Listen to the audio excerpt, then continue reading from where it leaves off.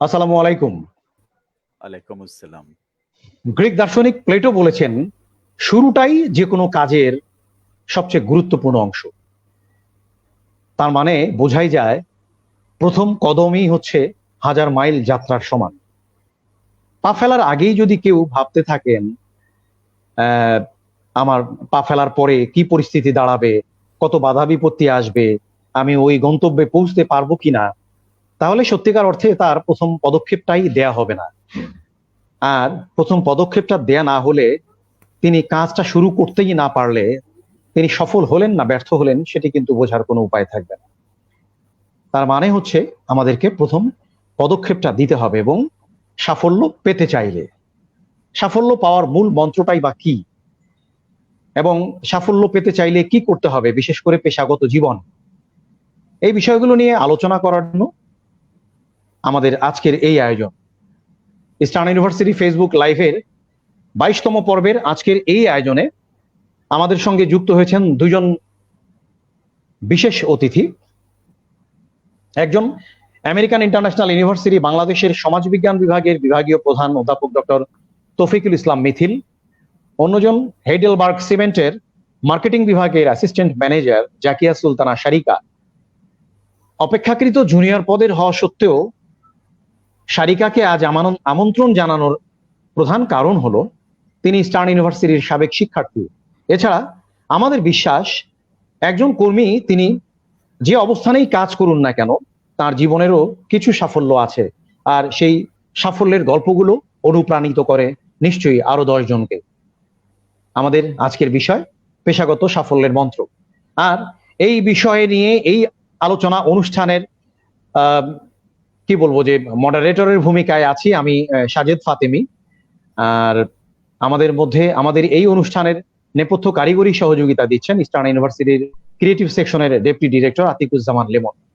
প্রিয় অতিথি, আপনাদের দুজনকেই স্বাগত। ধন্যবাদ আপনাকে। ধন্যবাদ স্যার।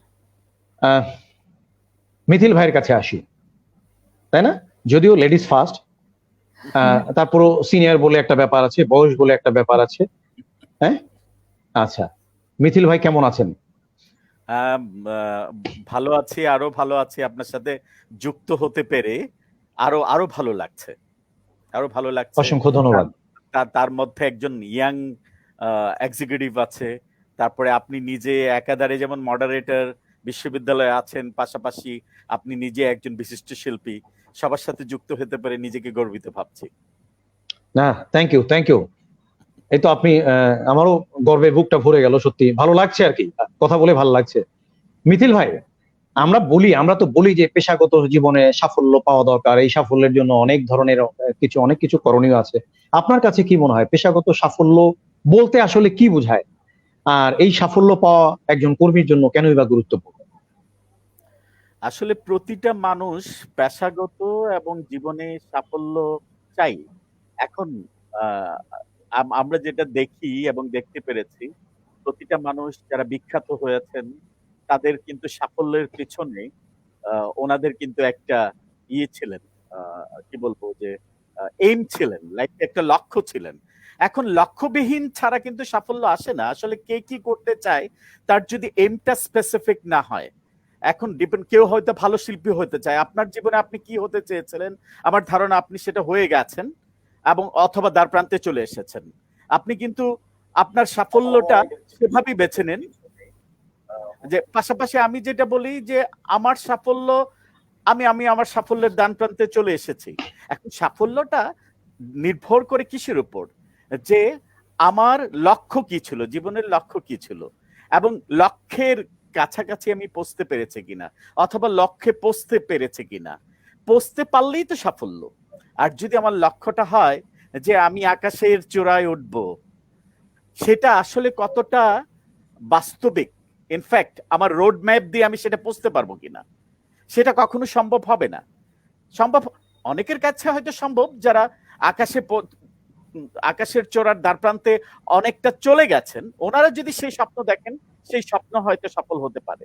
কিন্তু আমাকে আগে দেখতে হবে যে আমি যে স্বপ্নটা দেখছি, আমি যে লক্ষ্যে যেতে চাচ্ছি, সেই লক্ষ্যে যাওয়ার জন্য আমি যদি একটা রোড ম্যাপ করি, আমি সেই জায়গায় পৌঁছতে হলে আমাকে কিভাবে যেতে হবে, আমি যেতে পারবো কিনা।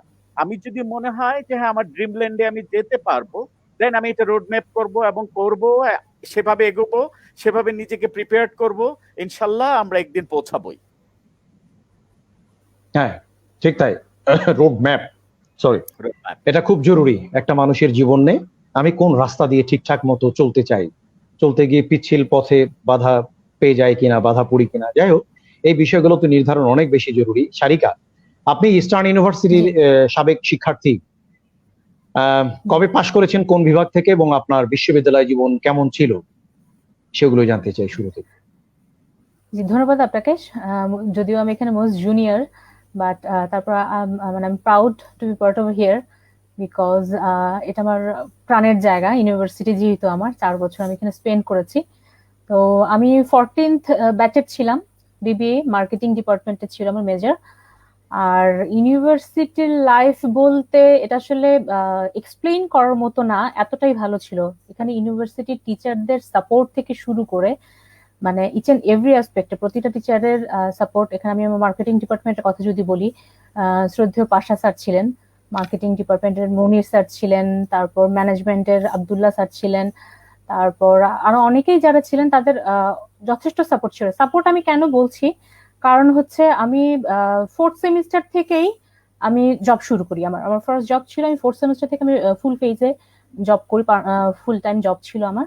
সো মানে ওই জব করে প্লাস এই ইউনিভার্সিটির পড়াশোনা, এক্সাম, প্রেজেন্টেশন, সো এগুলো আসলে যে সাপোর্টটা দরকার ছিল টিচারদের কাছ থেকে, মানে আই এম জাস্ট অনার্ড, মানে এতটা সাপোর্ট আমি পেয়েছি। ইভেন ডিন স্যার থেকে শুরু করে আইবি এর যে ভিসি স্যার ছিলেন সাইফুল মজিদ স্যার, তাদের সাথে আমার একটা অসম্ভব ভালো একটা রিলেশনশিপ ছিল। এখন কিভাবে এত ভালো রিলেশন আমি করতে পারলাম আমি জানি না, ইট ওয়াজ এ ব্লেসড, কারণ আমি যে অর্গানাইজেশনে জব করতাম সেটা ছিল একটা এডুকেশনাল ইনস্টিটিউট, আইইএস, ইনফোজি এডুকেশনাল সিস্টেম। তো ওখানে যেটা হয়েছে, আমাদের বেসিক্যালি কাজ ছিল কোলাবোরেশন করা, অ্যাক্রিডিটেশন করা, যেটা এনইসইউ বা ব্র্যাকের সাথে আমরা ইউজুয়ালি করে থাকতাম। সো ওয়ান সাডেন ডে আমার মনে হলো যে ওয়াই নট আমার ইউনিভার্সিটি, মানে যে কাজগুলো আমি করছি ইউকের ইউনিভার্সিটিগুলোর সাথে, যেমন ইউনিভার্সিটি হল ছিল, এভারসুইট ইউনিভার্সিটি ছিল, তারপর এর মধ্যে লিভারপুল হোপ ছিল, উস্ট্রা ইউনিভার্সিটি ছিল। সো আমার কাছে মনে হয়েছে যে এত কোলাবোরেশন যদি এনএসইউ বা ব্র্যাকের সাথে হয়ে থাকে, ইস্টার্নের সাথে না কেন। হুট করে আমি একদিন ডিন স্যারের রুমে চলে গেলাম, তখন আমাদের ডিন স্যার ছিলেন আব্দুর রব। তো স্যারের রুমে গিয়ে বললাম যে স্যার এরকম তো কোলাবোরেশন হচ্ছে, যেহেতু আমি একটা ইনস্টিটিউশনের সাথে আছি, আমাদের ইউনিভার্সিটির সাথে কোনোভাবে কি এটা কোনোভাবে লিঙ্ক করা যায় কিনা, বা একটা প্রেজেন্টেশন হোক বা একটা ওয়ার্কশপ হোক, এটা কোনোভাবে করা যায় কিনা। তো ডিন স্যার এগ্রি করলেন। তারপর লিভারপুল হোপ ইউনিভার্সিটির সাথে আমাদের কিছু কাজ চলছিল, উস্টার্ন ইউনিভার্সিটির সাথে কিছু কাজ চলছিল। তো ফাইনালি যেটা হয়েছে, ফাইনালি আমরা উস্টার্ন ইউনিভার্সিটির সাথে ইস্টার্ন ইউনিভার্সিটির একটা অ্যাক্রিডিটেশন আমরা করে ফেলেছি। আর কিছু ছিল লাইন আপ, সেটা আসলে হয়ে ওঠেনি সামহাও, বাট এটা আমার জন্য একটা বিশাল একটা ক্রেডিট যে আমি আমার ইউনিভার্সিটির সাথে, আমার অর্গানাইজেশনের সাথে একটা বন্ডিং তৈরি করতে পেরেছি, মানে একটা অ্যাক্রিডিটেশন করে ফেলতে পেরেছিলাম। সো এই থ্রুতে আসলে প্রত্যেকটা ডিপার্টমেন্টের হেডের সাথে আমার খুব ভালো রিলেশনশিপ ছিল, মানে এবং সাপোর্ট আসলে that was a wonderful life. মানে এক কথা যদি বলতে চাই, ইউনিভার্সিটি লাইফটা সো এনরিচ ছিল আমার জন্য। Thank you. আমরা দেখতে পাচ্ছি আমাদের ইস্টার্ন ইউনিভার্সিটি ফেসবুক পেজ থেকে এই অনুষ্ঠান সম্প্রচারিত হচ্ছে, এবং এই পেজের সঙ্গে ইতিমধ্যেই যুক্ত হয়েছেন আমাদের ইউনিভার্সিটির সম্মানিত, আমাদের বোর্ড অফ ট্রাস্টিজ এর সম্মানিত সদস্য এবং সাবেক চেয়ারম্যান আবুল খায়ের চৌধুরী স্যার। তিনি লিখেছেন always with you. Abul Khayer Chowdhury sir, অসংখ্য ধন্যবাদ আপনাকে। আপনাদের এই অনুষ্ঠান দেখা, এটা আমাদের জন্য অনেক বড় অনুপ্রেরণার জায়গা। আমাদের সঙ্গে যুক্ত হয়েছেন আমাদের ইউনিভার্সিটির সম্মানিত উপাচার্য মহোদয় শহীদ আক্তার হোসেন স্যার, তিনি লিখেছেন ওয়াচিং। আর আমাদের সবচেয়ে বড় কথা মিথিল ভাই এবং সারিকা আমাদের জন্য সবচেয়ে বড় অনুপ্রেরণার জায়গা, যেটা ভিসি স্যার প্রত্যেকটা এপিসোড দেখেন এবং উনি মন্তব্য করতে থাকেন এবং ক্রমাগত অতিথিদেরকে উৎসাহ দিতে থাকেন, যেটা কিনা আমাদের জন্য অনেক বড় বেশি গর্বের বিষয়। অসংখ্য ধন্যবাদ সম্মানিত উপাচার্য স্যার। যুক্ত হয়েছেন বিজন কুমার সরকার জয়, তিনি লিখেছেন every person should have the goal and done the work for achieve that the pillars. Thank you. Miftaul Jinnati Sinthia, তিনি লিখেছেন from my point of view university as like my second home. Thank you, প্রত্যেককে অসংখ্য ধন্যবাদ। আপনারা যুক্ত হতে থাকুন এবং কমেন্ট করতে থাকুন, এবং সবচেয়ে বড় কথা হচ্ছে যদি কোনো প্রশ্ন থেকে থাকে, আমাদের এই আলোচনা থেকেই যে আমরা সাফল্যের সমস্ত মন্ত্র পেয়ে যাব মোটেই তা নয়। হ্যাঁ, হাজারো মানুষ আছেন সাফল্যের মন্ত্র নিয়ে কথা বলবেন, হাজারো বক্তা আছেন সারা পৃথিবী জুড়ে। আমাদের এটা ছোট্ট একটা পার্ট, যেটা কিনা আমাদের সামান্য একটা চেষ্টা, একেবারেই সমুদ্রের মধ্যে হয়তো এক ফোঁটা শিশির বিন্দু, এক ফোঁটা জল দেওয়ার মতো, কিন্তু আমাদের এই আয়োজন নিশ্চয়ই ছোট করে দেখারও কোনো কারণ নেই। আমরা অসংখ্য ধন্যবাদ সারিকাকে। মিথিল ভাই, বলেন। আমরা সবসময় একটা বিষয় বলি যে কোনো কাজে সাফল্য পেতে চাইলে সহকর্মী হিসাবে সঠিক মানুষটাকে বেছে নাও, সঠিক মানুষের সঙ্গে চলো। এই যে আসলে এই সঠিক মানুষটা আসলে কে বা কারা, কিভাবে এই সঠিক মানুষকে আমি চিনব? আসলে সঠিক মানুষ হচ্ছে সেই যে আপনার ভালো চান এবং তিনি নিজের যেমন ভালো চান অন্যেরও ভালো চান। আর হচ্ছে যে যেটা আমি সবচেয়ে করি যে যিনি আপনাকে স্পেস দিবেন, জায়গা করে দিবেন, জায়গা দিবেন। অবশ্য জায়গাটা আসলে কেউ কাউকে দিয়ে দেয় না, করে নিতে হয়। বাট এমন কিছু ব্যক্তি আছে যখন কেউ জায়গা করতে চায় সে স্পেসটা দিতে চায় না, বাট সঠিক ব্যক্তি কিন্তু সেই স্পেসটা দিবে, যে চিন্তা করবে যে হ্যাঁ আমি যতটুকু করেছি আমার এই করাটাকে কে এগিয়ে নিয়ে যেতে পারবে, ঠিক তাই। এবং সেই রাইট পারসনকে কিন্তু খুঁজতে চায় এবং সেই রাইট পারসনকেই কিন্তু স্পেসটা দিতে চায়। আর কিছু মানুষ পাবেন যে না আমি যতটুকু করেছি আমি থাকবো এটার সর্বশেষ, I am the latest version, so আমার পরে আর কেউ যদি চলে যায় তাহলে তো আমার স্পেশালিটি থাকলো না। কিন্তু creative person, innovative person, they never do this. তারা কি করেন যে না আমি যতটুকু করেছি ততটুকুকে আর তারপরে আবার কে এগিয়ে নিবে। উনি কিন্তু সবসময় লুক করেন যে আমার পরের স্পেসটা কাকে দিব, এবং সেই জন্য কিন্তু একটা স্পেস করে দেন। তা আমার মনে হয় সেই স্পেসটা আমাদের নিয়ে নেওয়া উচিত, এবং সেই স্পেসটা যেখানে পাবো সেখানেই যাওয়া উচিত। এজন্য দেখবেন যে মানুষ প্রতিনিয়ত জায়গা চেঞ্জ করে। জায়গা চেঞ্জ কেন করে? সবাই যে ভালো স্যালারির আশায় ওয়ার্কিং প্লেস চেঞ্জ করে তা কিন্তু না। যখন দেখে যে হ্যাঁ আমি যতটুকু করতে চাই আমার ফ্রিডম অফ স্পেস সেখানে আছে কিনা, আমি নিজেকে সেখানে এক্সপ্লোর করতে পারবো কিনা। আমি একটা জিনিস বিশ্বাস করি, আসলে জীবনে চলার জন্য টাকার জন্য জীবন না। আমি যখন জাপানে ছিলাম আমার প্রফেসর ডক্টর তানিগুচি হিরোয়ুকি একটা কথা বলেছিলেন। উনি সেকেন্ড ওয়ার্ল্ড ওয়ারের সময় আসলে এলিমেন্টারি স্কুলের স্টুডেন্ট ছিলেন, বাবা ছিলেন প্রাথমিক স্কুলের শিক্ষক, ওনারা 5 ভাই বোন ছিলেন। ওনার বাবা যে কথাটা মেসেজটা দিয়েছিলেন ওনাকে, উনি আমাকে সেম মেসেজটাই দিয়েছিলেন। বলেছিলেন তৌফিক, কখনো টাকার পিছনে ছোট না, ছোট সাকসেসের পিছনে। Money will run for you, do not run for money, run for your success, money will run for you. And that's true. উনি ওনার জীবনেও সেটা পেয়েছিলেন এবং আমি আমার জীবনেও দেখেছি। আসলে বন্ধুরা অনেকেই হয়তো মানি মেক করেছেন, এবং একটা সময় বিশেষ করে ইয়াং লাইফে সবার স্বপ্ন থাকে I will B A millionaire, I want to make money. এই স্বপ্নটা কার না থাকে? সবারই থাকে। কিন্তু আসলে ওই যে বললাম যে টাকার পিছনে দৌড়ালে হয়তো মানি মেক করা যায়, কিন্তু জীবনে সাকসেস আসে না। আর জীবনে আসলে বেঁচে থাকার সার্থকতা সেখানেই, no matter what you became, but আপনার সাকসেস এসছে কিনা জীবনে। একজন ছোট এন্টারপ্রেনার 4 দোকান থেকে সে কয়টা 4 দোকান দিয়েছে, বাবার একটা 4 দোকান ছিল, উনি কয়টা করতে পেরেছে। আমার বাবা লয়ার ছিলেন, এখন আমি যদি অর্ডিনারি লয়ারই হই তাহলে আমার স্পেশালিটিটা কি? আমি তার চেয়ে বড় কিছু হতে পেরেছি কিনা? আমার বাবা মেডিকেল ডক্টর ছিলেন, আর আমি সেই ট্রেডিশনাল মেথডে বাবার মতো মেডিকেল ডক্টর হয়েছি। Then what is my speciality? Somehow আমাকে আমার সাকসেস দেখাতে হবে। সেজন্য প্রিভিয়াস জেনারেশন যেটা করেছে তার চেয়ে বেশি কিছু আমি করতে পেরেছি কিনা, আমি সেটাকে নিব। এজন্য না পরশ্রী কাতরতা হিসেবে নেব না, আমি নিব যে না আমার ট্রেনটা আগের চেয়ে আপডেট ভার্সন হয়েছে কিনা, আমি আগের চেয়ে ভালো কিছু করতে পেরেছি কিনা। এটাই তো সাকসেস। Thank you. সাকসেস, আর সবচেয়ে বড় কথা হচ্ছে ওই যে সঠিক মানুষ, যেটা তার মানে যিনি আমাকে পথ করে দিচ্ছেন, যিনি আমাকে স্পেসটা দিচ্ছেন, তিনি সঠিক মানুষ। যিনি আমাকে সাপোর্ট দিচ্ছেন আমার কর্মক্ষেত্রে, তিনি সঠিক মানুষ। সঠিক মানুষটা তার মানে চিনতে আসলে আমাদের খুব বেশি কঠিন হওয়ার কথা না, বা বেগ পাওয়ার কথা না। সারিকা, আপনার কাছে আসি। আপনি তো সিমেন্ট উৎপাদনকারী প্রতিষ্ঠানে কাজ করছেন, মানে বিশেষ কোনো চিন্তা থেকে কি আপনি এই সিমেন্ট উৎপাদনকারী প্রতিষ্ঠানে যুক্ত হলেন কিনা, বিশেষ কিছু চিন্তা ছিল? না, একদমই না। মানে আমার যেটা হয়েছে, আমার এক একটা জবের হিস্ট্রি এক একটা ব্যাকগ্রাউন্ডের। যেমন আমি যখন ফার্স্ট জব শুরু করি সেটা টোটালি একটা এডুকেশনাল ব্যাকগ্রাউন্ড ছিল, বাট হ্যাঁ, এরপর আমার গ্যাপ ছিল, 4 ইয়ার্স গ্যাপ ছিল। তারপর আমি আবার যখন শুরু করি তখন সেটা একটা ই কমার্সে শুরু করি। সো তারপর যেটা হয়েছে, অন আ সাডেন আমি সিমেন্ট কোম্পানিতে জয়েন করি। So it's a longest 10 year, second longest 10 ইয়ার, এখানে 3 বছর হয়েছে আমার। সো কোন আসলে ইচ্ছা থেকে বা কোনো কিছু না, আমার সবসময় একটা প্রায়োরিটি ছিল নিজের, সেটা হচ্ছে আমি অলওয়েজ একটা মাল্টিন্যাশনাল কোম্পানিতে জব করব, একটা প্রেসেন্স থাকবে, একটা স্ট্যান্ডার্ড থাকবে।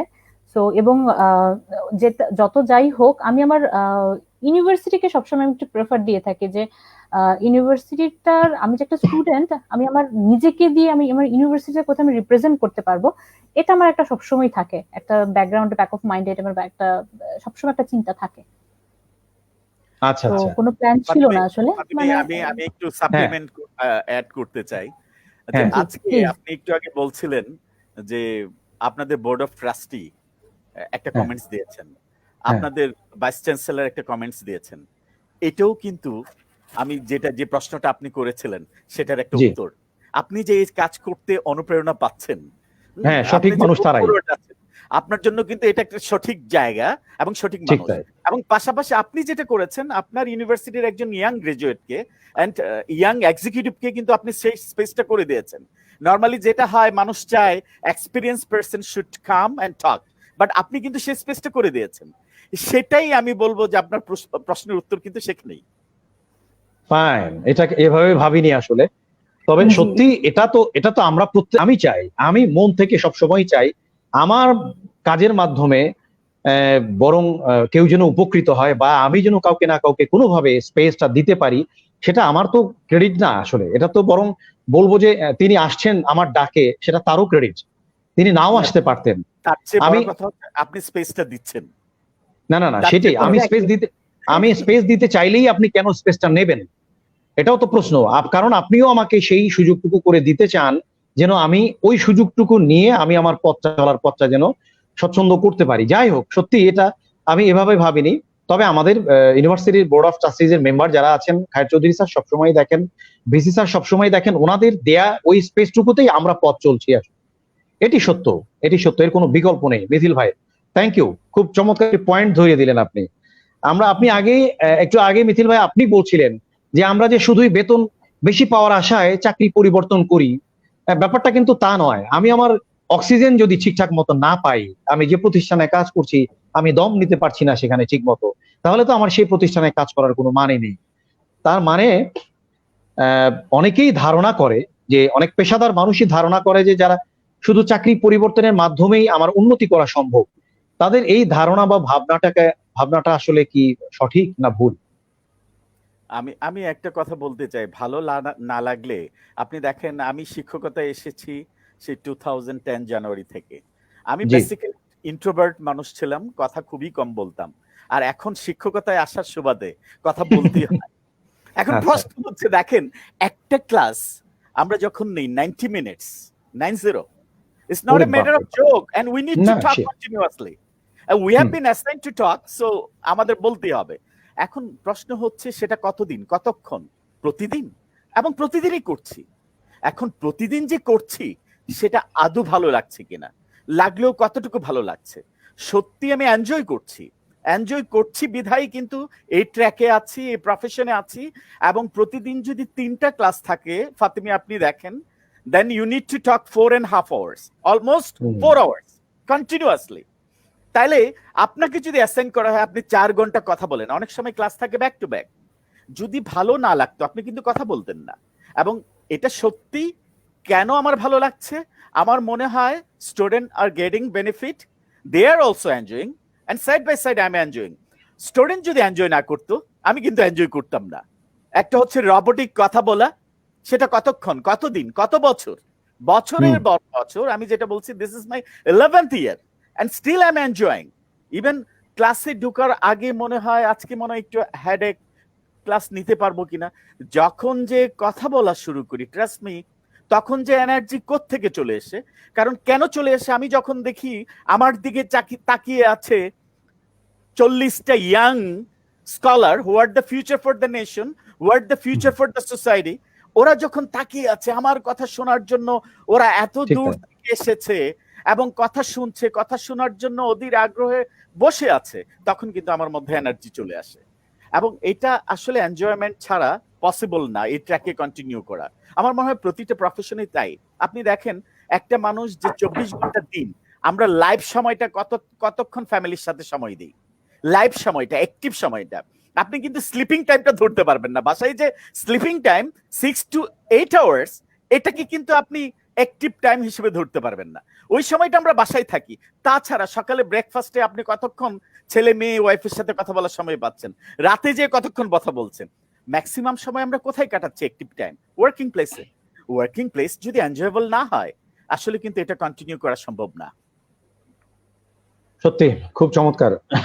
আমরা আমাদের কাজের জায়গাটাকেই সবচেয়ে বেশি আনন্দময় করে তোলার জন্য নিজের চেষ্টা এবং সেই সাথে আশপাশের মানুষগুলোরও কিন্তু চেষ্টাটা থাকা দরকার। যেমন সারিকার কাছে এই ব্যাপারেই জানতে চাই, সারিকা তো আপনি সিমেন্ট কোম্পানিতে চাকরি করছেন, আপনার বর্তমান কর্মস্থলের কাজের ধরনটা কেমন, এটা কি জানতে চাই। আচ্ছা, আমি যেহেতু মার্কেটিং ডিপার্টমেন্টে আছি, আমার স্পেশালাইজেশন হচ্ছে সিআরএম নিয়ে, কাস্টমার রিলেশনশিপ ম্যানেজমেন্ট। সো এখানে ডিলারদের সাথে একটা করসপন্ডেন্স থাকে। আমার এমপ্লয়ি যারা আছেন, আমার কলিগ যারা আছেন, এদের সাথে একটা করসপন্ডেন্স আছেন। আমি একটু বলে রাখি, সেটা হচ্ছে বাংলাদেশের পিংমি টিউটর যেটা ছিল, সেটার আমি একজন ট্রেনার ছিলাম। বাংলাদেশের টিউটর হিসেবে আমি অ্যাচিভমেন্ট একটা অর্জন করেছি। সো আমার কাস্টমার পোর্টাল ছিল আমার একটা, পুরো এটার লেআউট থেকে শুরু করে, এটার ডিজাইনিং থেকে শুরু করে সবকিছু আমার ছিল। তো ওখান থেকে আমার ডিলারদের একটা হ্যান্ডলিং এর একটা ব্যাপার ছিল, কোথায় কোন কমপ্লায়েন্স হচ্ছে, কোথায় কোন ইস্যু হচ্ছে জেনারেট করছি। তো সবকিছু মিলিয়ে আমি যদি আমার কলিগদের কথা বলি, they are much sober and most মানে হেল্পফুল আর কি। এটা নিয়ে মানে বলার কোনো দ্বিমত নাই, তারা যথেষ্ট রেসপেক্টফুল। যেহেতু একটা বিশাল একটা কোম্পানি, এটা মানে 55,000 এমপ্লয়ি এখানে আছে। সো 3,000 লোকেশনে এটার existence. So it's a huge company, এবং তারা একটা ডেফিনেটলি একটা স্ট্যান্ডার্ড মেনটেন করে। এখানে যারা কলিগরা আছেন, যারা সিনিয়র আছেন, আমার এসডি না কথা বললেই না, যে আমার কি বলে এটাকে, সেলস এন্ড মার্কেটিং এর হেড যিনি, উনিও যথেষ্ট হেল্পফুল। যে কোনো ব্যাপারেই হোক, মানে কোনো হেসিটেশন ছাড়াই নক করতে বলেন,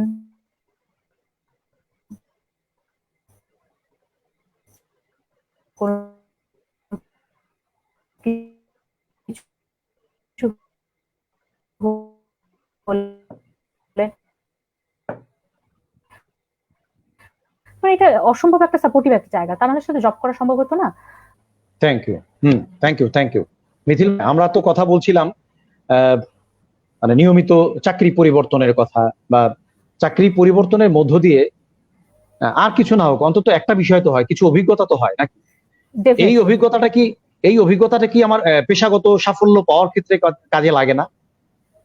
অবশ্যই, মানে এক্সপিরিয়েন্স এমন একটা ব্যাপার, এটা আমি মনে করি যে আমি এই যে এক একটা জায়গার এক একটা ফ্লেভার নিয়ে আমি কাজ করছি।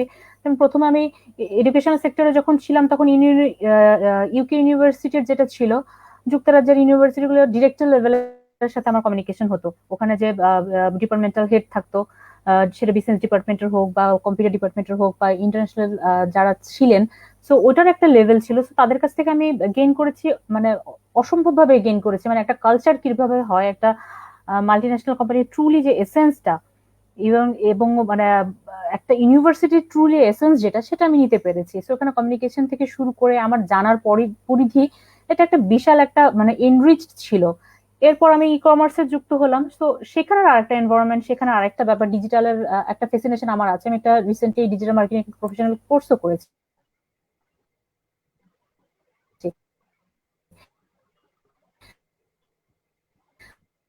সো এটাও আমাকে ভীষণভাবে টানে। সো এই যে ট্রান্সফরমেশন গুলো হচ্ছে, এই ট্রান্সফরমেশন গুলো আমাকে টানে। ট্রান্সফরমেশন গুলো তো টানে। আরো যেটা হয়েছে, আমি আল্ট্রাটেক আদিত্য বিড়লা জয়েন করেছিলাম। আদিত্য বিড়লাও একটা মাল্টিন্যাশনাল কোম্পানি। সো ওটার একটা ছিল, সিমেন্ট কোম্পানি ছিল, নতুন ছিল, টোটালি ডিফারেন্ট ছিল। সো এখানে আমি যথেষ্ট গেইন করছি। এক একটা জায়গার এক একটা আসপেক্টের এক ঠিক একটা তাই, ধরন আসলে। ঠিক তাই। সরি মিথিল, মানে আমি যে কাজটা করছি, আমার এই কাজটা করার সমালোচকের কিন্তু অভাব নাই, সমালোচনাকারীর অভাব নাই। আমাদের আমরা আবার অনেকেই কিন্তু সমালোচনা সহ্য করতে পারি না। তো এই সমালোচনা করা মানে কি তিনি আসলে আমার শত্রু, নাকি তাকে আমার স্পেসটা দেয়া দরকার? মিথিল ভাই। না, ডেফিনেটলি আমার যারা ওয়েল উইশার আছে ওরা কিন্তু আমার সমালোচনা করবে, আমাকে কিছু আমার উইকনেস গুলো আইডেন্টিফাই করবে, করে আমাকে জানাবে। এখন ঘটনা হচ্ছে আমি যখন ফাতিমির কিছু উইকনেস পাবো কোনো একটা কিছুতে, আমি কিন্তু এমন ভাবেই ফাতিমিকে মেসেজটা দিব ফাতিমি যেন এটাতে লজ্জিত না হয়, এবং সবার সামনে সেটা আমি বলতে যাব না। এবং আমার উদ্দেশ্য থাকবে ফাতিমিকে, I want to help him, I want to assist him by identifying some weaknesses, যেটা ঠিক তাই। আমি ক্লাসে যে প্রতিনিয়তই বলি, I'm not here only to teach you. I promise what I know I'm going to share with you, and you also need a promise. If there's something that you can share, also you're going to share with me. And I always try to get feedback from my students. আমি সবসময় student থেকে feedback নেওয়ার চেষ্টা করি। আমি স্টুডেন্টদের বলি যে আমি জানি আমার ফিডব্যাকটা, আমার উইকনেসটা তোমরা সবার সামনে বলতে চাবা না, তোমরা চিন্তা করবা স্যারের কাছে গ্রেড আছে, স্যারের দোষটা বলবো কিনা। তবে আমি খুব খুশি হব, আমি খুবই ওয়েলকাম করব, এবং আমি ভেবে নিব তুমি আমার সত্যি একজন well wisher if you come to visit my office and tell me what is my weaknesses. এটা হতে পারে আমার লেকচার বুঝতে সমস্যা হতে পারে, অথবা যে টপিকসটা নিয়ে আমি কথা বলছি এমনও হতে পারে I don't have in depth idea about the topics. এটা হতে পারে if I have been assign a new topics. এটা কিছু স্টুডেন্ট আছে সে ফিডব্যাক দিতে পারে যাদের সাবজেক্টিভ ভালো আইডিয়া আছে, এবং অলওয়েজ আমি সেটা করি। আমি যখন টক শোতে প্রথম দিকে যেতাম, সেটা ইটিভি এবং ইয়েতে চ্যানেল 24 প্রথম দিকে যখন যেতাম, যাওয়ার আগে আমি সব বন্ধুদের বলে যেতাম যে আজকে টক শোতে যাওয়ার পর আমি চাবো যে আমার আসলে কি উইকনেস ছিল, কথা বলার মধ্যে কোথাও অসংলগ্নতা ছিল কিনা, কোনো বডি ল্যাঙ্গুয়েজে কোনো ডিফিকাল্টিস ছিল কিনা, এবং টক শো শেষ করেই কিন্তু আমি ফিডব্যাকটা নেওয়ার চেষ্টা করছি। এবং এটা না হলে নিজেকে ডেভেলপ করা যাবে না। সেলফ ডেভেলপমেন্ট প্রসেস যেটাকে আমরা বলি, নিজে যদি নিজের দোষ ধরতে পারি তাহলে তো খুবই ভালো, বাট সবসময় তো নিজের চেহারা আয়নায় দেখা যায় না, আয়না তো নিয়ে আমরা সবসময় ঘুরি না। তাহলে কি করতে হবে, যে আমার সারাউন্ডিংসে যারা আছে তাদের কাছ থেকে ফিডব্যাক নিতে হবে, এবং ফিডব্যাক নিয়ে সেটাকে অ্যাপ্লাই করতে হবে। এবং এই সমালোচনাটাকে যদি আমরা দেখি he is my enemy, she is my enemy, no, তাহলে I cannot develop myself at all. That is my view of it. Thank you. সত্যি আমরা বেশিরভাগ ক্ষেত্রেই এই ব্যাপারটা সবখানেই সমস্ত প্রতিষ্ঠানেই দেখা যায়। আপনি ঠিকই বললেন যে একজনের ভুল, আমি যদি তার সত্যিকার অর্থেই হিতাকাঙ্ক্ষী শুভাকাঙ্ক্ষী হই, আমি কখনোই তার ভুলটুকু আমি তাকে প্রকাশ্যে সবার সামনে বলবো না। আমি তাকে ডেকে কানে কানেই বলে দিব এটা আজকে এটা ঠিক করো, এটা ঠিক করা দরকার। এবং আমরা কিন্তু প্রত্যেকেই এই ব্যাপারগুলোর মুখোমুখি, এই অভিজ্ঞতাগুলোর মুখোমুখি হয়েছি। অনেক ধরনের তিক্ত অভিজ্ঞতাও আছে আমাদের প্রত্যেকের জীবনে, সেই অভিজ্ঞতা শেয়ার করার এখন প্রয়োজন নেই। আমি যেটা সারিকার কাছে যাই, সারিকা, একটা সিমেন্ট কি করে? সিমেন্ট হচ্ছে রড, কংক্রিট, ইট, বালু, এগুলোর মধ্যে একটা অবিচ্ছেদ্য বন্ধন তৈরি করে, তাই না? আপনার কাছে কি মনে হয় যে একজন কর্মীর সাফল্য পাওয়ার ক্ষেত্রেও এই ধরনের কিছু বন্ধন জরুরি? অবশ্যই, মানে সাপোর্ট ছাড়া তো আসলে সম্ভব না। মানে আমি একটা অর্গানাইজেশন হোল্ড করছি, আমি একটা পজিশন হোল্ড করছি, তার মানে কি আমার ফাইন্যান্স ডিপার্টমেন্টের সাথে আমার একটা কানেকশন থাকবে, আমার মার্কেটিং ডিপার্টমেন্ট যেহেতু আমি আছি, সেলস ডিপার্টমেন্টের সাথে একটা কথা, আমি সেলস ডিপার্টমেন্টের সেলস অ্যাসিস্ট্যান্ট করবো, আমি তাকে ডেটা দিয়ে সাহায্য করবো, তারা আমাকে সামহাও একটা ফিডব্যাক দিয়ে তারা তাদের একটা ইস্যুস দিয়ে আমাকে সাজেস্ট করবে বা সাজেশন করবে। আমার ফাইন্যান্স ডিপার্টমেন্টের সাথে আমার কাজ থাকতে পারে, আমার মার্কেটিং ব্র্যান্ডিং ডিপার্টমেন্টের সাথে আমার কাজ থাকতে পারে। ইচ এন্ড এভরি অ্যাসপেক্টে দে আর ইন্টারলিঙ্কড, মানে তারা ইন্টাররিলেটেড, একটার সাথে আরেকটা থাকবে। ইভেন আমার যে পিউনটা আছে, আমার যে মেসেঞ্জারটা আছে, সে যদি আমাকে চাটা না দিয়ে চার্জ আপ না করে, আমি সারাটা দিন কিভাবে চার্জ আপ থাকবো, আমি কাজটা আমি কিভাবে করবো? তো ইচ এন্ড এভরি অ্যাসপেক্টে, এটার থেকে শুরু করে সব অ্যাসপেক্টই আমি মনে করি যে প্রত্যেকটা ডিপার্টমেন্টের সাথে, প্রত্যেকটা মানুষের সাথে একটা বন্ডিং থাকা উচিত, যেখান থেকে আমরা একটা সাপোর্ট পাই, সাপোর্টিভ একটা মেন্টালিটি থাকে, একটা রাইভালের কিছু নাই, সবাই আমরা একজন একজনকে সাপোর্ট করে যাব, তাহলে একটা ব্যাপার টিম ওয়ার্ক যেটা হয় আর কি, টোটাল একটা টিম ওয়ার্কের মাধ্যমে টোটাল একটা ভালো একটা সুন্দর একটা আউটকাম চলে আসবে। আমি থ্যাংক ইউ। আমি হ্যাঁ সেলফ হ্যাঁ একটা ইভালুয়েশন, মানে যে প্রশ্নটা আপনি করেছিলেন হ্যাঁ প্রথমে, হ্যাঁ আমাদের জি টিচার্সদের কিন্তু টিপিই, টিচার্স পারফরম্যান্স ইভালুয়েশন প্রসেস আছে, যেটা হুম। আমরা করছি, এবং প্রাইভেট ইউনিভার্সিটি প্রথম শুরু করেছে। AIV is one of the pioneer in that case. Later, NSU also started. After that, government ইউনিভার্সিটিতে, ঢাকা ইউনিভার্সিটিতে, জাহাঙ্গীরনগরও এখন শুরু করেছে, এখন না বেশ আগেই শুরু করেছে। এই টিপিএ যে এই পারফরম্যান্স ইভালুয়েশন প্রসেসটা হচ্ছে, আমরা একটা টিচার আসলে কতটুকু কোয়ালিটি টিচিং করছে, এক তিনটা প্রসেসে আমরা এটা রিভিউ করি। স্টুডেন্ট প্রত্যেকটা ফ্যাকাল্টিকে তার যে কোর্সগুলো নিচ্ছে পারফরমেন্স ইভালুয়েশন করবে, এবং স্টুডেন্টরা মিড টার্ম এক্সামের পরেই ওরা ওই টিচার, যে টিচারের ক্লাস নিয়েছে, একটা কোশ্চেনারি এদের চলে যাবে, এবং it is mandatory for every student. আর এটা ফিল আপ ছাড়া ও রেজিস্ট্রেশন প্রসেসে যেতে পারবে না। কাজে সব স্টুডেন্ট তার ফ্যাকাল্টি মেম্বারকে পারফরমেন্স ইভালুয়েট করছে। শুধু আমরা এই স্টুডেন্টদের পারফরমেন্স ইভালুয়েশনে কিন্তু প্রসেসে আনছি না, তারপরে সেলফ অ্যাসেসমেন্ট প্রসেস, যেটা হচ্ছে যেই টিচার যে কোর্স পড়াচ্ছে উনি আবার নিজেকে ইভালুয়েট করছে। আরেকটা ইভালুয়েশন প্রসেস হচ্ছে ওনার যে ইমিডিয়েট বস আছে, ধরেন আমি ডিপার্টমেন্ট হেড হিসেবে আমার ফ্যাকাল্টি মেম্বারদের আবার ইভালুয়েট করছি আমি। সেজন্য কি আমি কিন্তু ক্লাসে চলে যাচ্ছি, প্রায় উইদাউট এনি নোটিস আমি ক্লাসে যে আধা ঘন্টা 1 ঘন্টা বসে থাকছি, টিচার কিভাবে পড়াচ্ছে, কি পড়াচ্ছে, আমি আবার স্টুডেন্টদের সাথে কথাও বলছি after the class. I am trying to get feedback about that faculty. এই যে 3 evaluation process, peer evaluation process, এই তিনটা মিলে student, self evaluation process, then immediate boss, এই তিনটা ইভালুয়েশন প্রসেস মিলে আমরা একটা সিজিপিএ করি। এই সিজিপিএ আচ্ছা যদি কারোর 4-এর নিচে চলে যায় আউট অফ 5, আমরা নরমালি ওই ফ্যাকাল্টিকে এন্টারটেইন করতে চাই না, আমরা কোর্স পরবর্তী সেমিস্টারে হয়তো অফার করতে চাই না। This are the evaluation process that we do. We try to get back from the students, from the immediate boss, and also from self-evaluation process. Thank you, খুব চমৎকার। এর মধ্যে ভিসি স্যার, আমাদের সম্মানিত উপাচার্য স্যার, তিনি কমেন্ট করেছেন, Sharika, I am very proud of student like you who proudly own her university. You are a real ambassador of EU. Your success will inspire our present students. I'm honored. Thank I'm you. honored. Actually, I'm honored.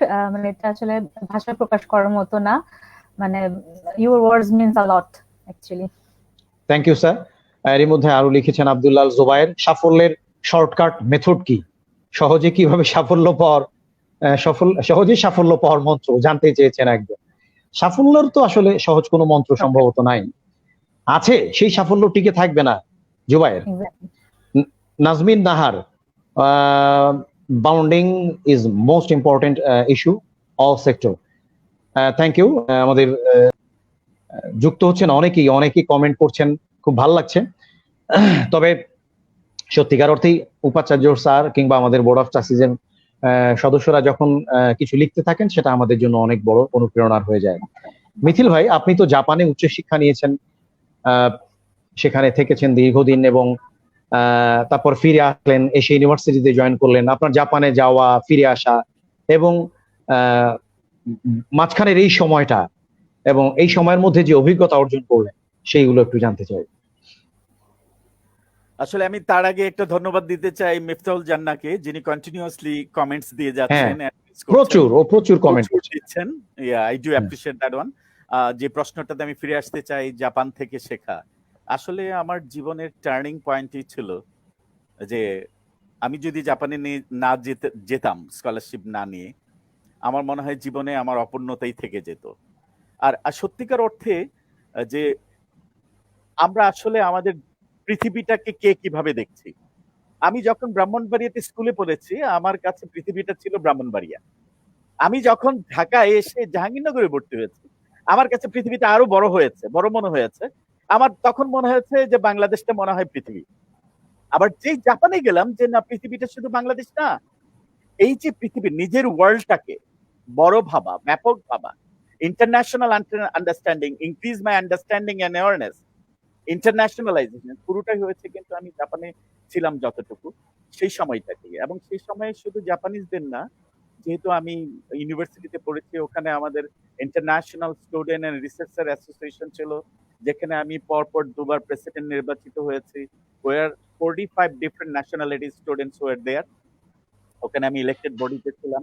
সেজন্য আমার আমার সেই opportunity ছিল যে international স্টুডেন্টদের সাথে cultural exchange করা, নিজের দেশকে ইন্ট্রোডিউস করা, অন্যের দেশ, অন্যের কালচার সম্পর্কে জানা, এবং এই যে এই ব্রডার পার্সপেক্টিভে understanding internationalisation and to rectify myself, যে নিজের পৃথিবীটা আরো বড়, ভাবনাটা আরো বড়, ব্রডার লেভেলে ভাবা উচিত, এই পুরোটাই কিন্তু জাপানে থেকে হয়েছে।